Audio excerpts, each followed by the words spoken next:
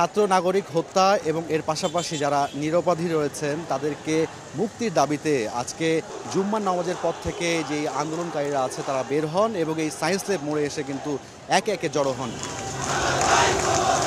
এখানকার যে Dhaka college, city college সহ বিভিন্ন কলেজের এই এলাকা যে কলেজগুলো রয়েছে সেখানকার শিক্ষার্থীরা এসে জড়ো হন এবং তারপর থেকেই কিন্তু স্লোগান দিতে শুরু করেন এবং এখানে যে বেশ কয়েকটি সড়ক তারা মিছিল নিয়ে পদক্ষেপ করেন। শিক্ষার্থীরা তাদের যে আন্দোলন, তাদের যে স্লোগান রয়েছে, তাদের যে দাবিগুলো রয়েছে এই নিয়ে তারা আসলে স্লোগান দিচ্ছে, বক্তৃতা দিচ্ছেন। 9 দফা দাবি রয়েছে, সে দাবিগুলোই কিন্তু উত্থাপন করছেন যে তাদের দাবি না আদায় হওয়া পর্যন্ত তারা রাজপথ ছাড়বেন না বলে এই হুঁশিয়ারি দিচ্ছেন।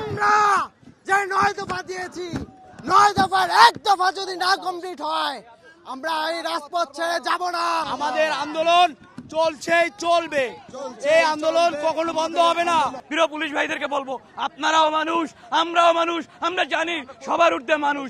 অবশ্যই আমরা আশা করব আপনারা আমাদের যৌক্তিক দাবিতে আমাদের সাথে ঐক্যবদ্ধ হবেন। পুলিশ যারা রয়েছেন তারা কিন্তু সতর্ক অবস্থানে রয়েছেন।